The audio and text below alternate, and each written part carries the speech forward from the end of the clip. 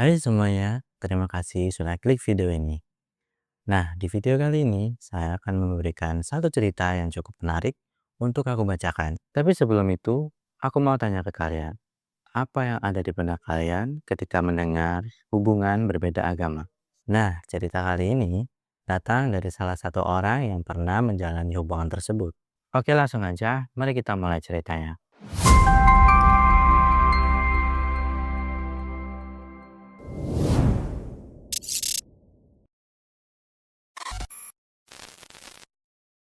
Cerita kali ini ditulis oleh laki-laki bernama Erwin. Saat ini Erwin sudah menikah dan memiliki anak yang berusia 1 tahun yang lagi lucu-lucunya. Ceritanya dimulai waktu Erwin masih sering ikut event pameran seni yang ada di kotanya. Sebagai seniman yang hidupnya serba pas-pasan, Erwin memutar otak dengan menyambi menjual lukisannya di lokasi Car Free Day. Dan dari sanalah dia mendapatkan pundi penghasilan tambahan. Erwin tinggal di sebuah kontrakan kecil sendirian. Erwin sibuk banget buat ngelukis satu proyek yang ia kerjakan untuk memenuhi ego senimannya. Karena kadang selama ini dia cuma melukis berdasarkan pesanan orang. Jadi Erwin selalu nyempetin untuk bikin satu lukisan khusus untuk menjaga kesenangannya dalam melukis. Nggak kerasa udah 1 tahun penuh Erwin melukis, lukisan itu pun akhirnya jadi. Lukisan yang Erwin buat itu adalah seorang perempuan yang berhijab sambil memandangi langit malam dengan kilauan bintang yang ternyata adalah taburan rudal di langit. Ia mengambil referensi poster animasi dari studio Ghibli yang berjudul Graves of the Fireflies. Kalian pasti udah tahu. Awalnya, Erwin sempat bingung apakah lukisannya akan dijual atau enggak. Karena di saat yang sama, Erwin juga memiliki kesempatan untuk menampilkan karyanya di suatu pameran yang bergengsi. Tapi masalahnya, ia harus membuat satu slot lukisan karena syaratnya pelukis harus membuat 2 lukisan untuk dipamerkan. Erwin udah punya lukisan itu. Bahkan salah satu teman kuratornya bilang kalau lukisan perempuan berhijab itu punya nilai jual yang tinggi. Tapi Erwin nggak kepikiran untuk ngejual lukisan itu. Karena menurutnya lukisan itu seolah punya tempat di hatinya. Setelah hasil pemikirannya panjang, akhirnya Erwin membuat keputusan yang matang tentang lukisan yang ia beri nama perempuan dari tanah surga itu. Ia akan memasukkan lukisan itu untuk pameran yang akan datang.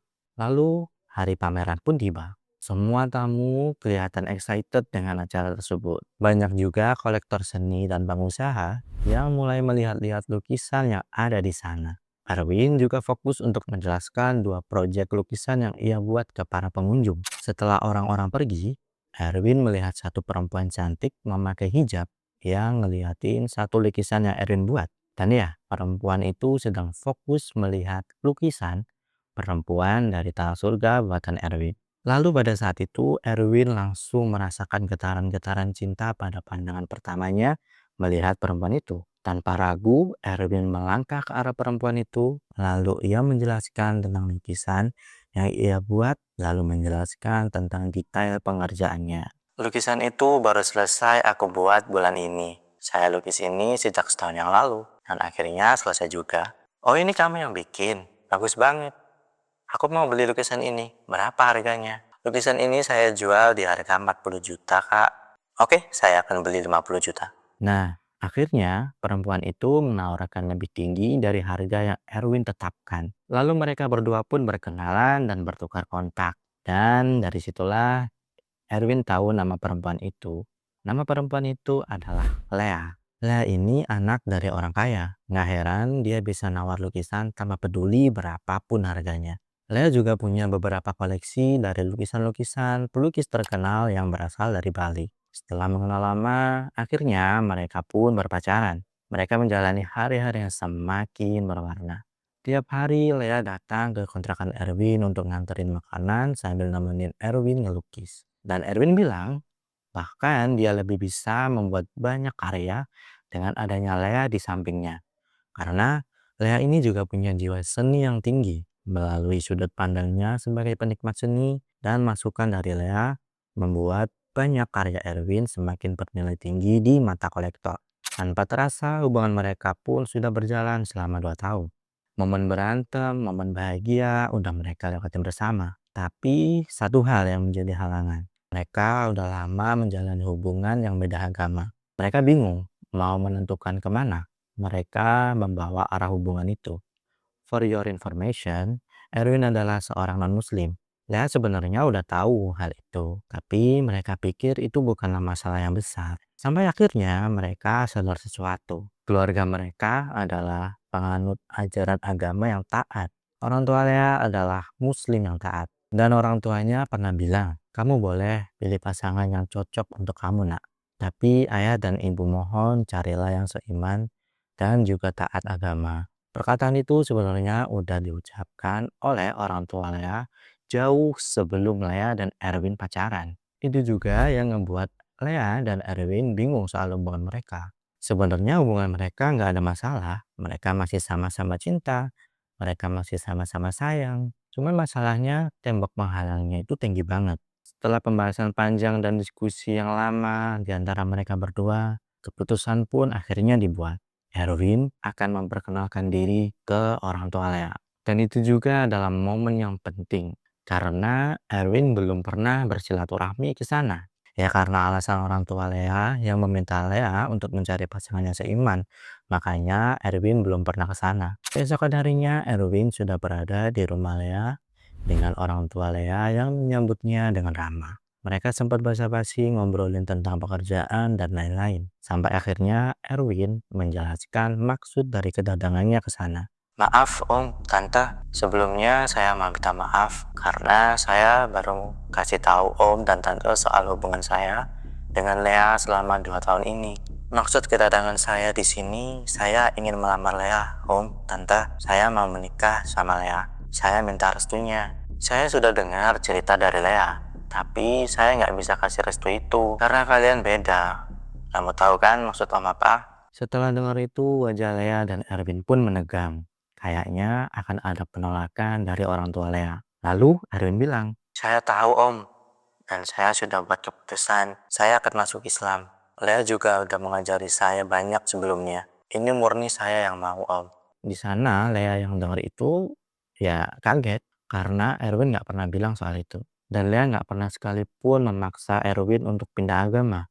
Tapi jawaban ayahnya Lea, Om Reno, mengucapkan kalimat yang menutup pertemuan itu dengan kalimat yang menggantung. Nggak nolak dan nggak juga memberikan restunya. Saya kira bukan itu masalahnya. Saya nggak mau ada yang terluka. Gimana dengan orang tua kamu? Gimana dengan keluarga kamu?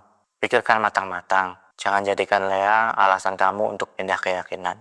Lalu orang tua Lea pun pergi ke kamarnya meninggalkan Lea dan Erwin berdua untuk berbicara.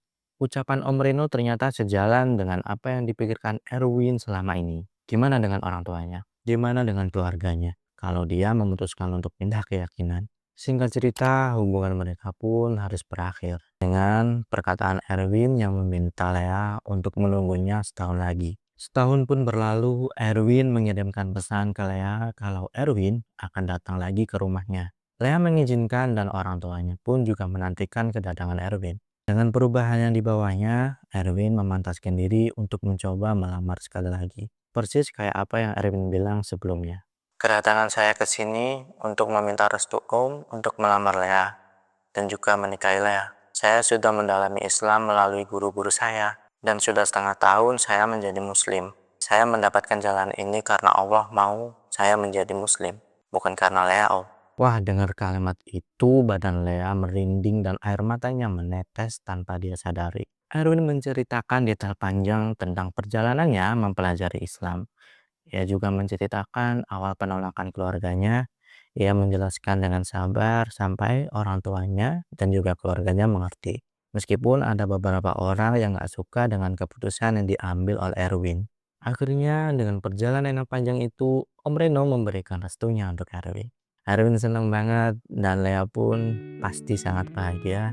Saking bahagianya, Erwin langsung bersujud di lantai. Lalu Lea menangis bahagia memeluk mamanya. Lalu mereka menikah dan pernikahan itu sudah berjalan selama 3 tahun. Dan sekarang mereka dikaruniai satu anak perempuan yang berusia 1 tahun yang lagi lucu-lucunya.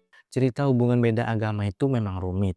Erwin mengalami perjalanan panjang dan membawanya ke banyak penolakan. Sampai akhirnya dia bisa mendapatkan cintanya kembali. Dan itu dia akhir cerita Erwin dan Lea. Kalau kalian punya cerita pengalaman hidup yang mau dibacakan, kirim aja ke email yang ada di deskripsi. Terima kasih sudah menonton. Saya Lendra. Bye.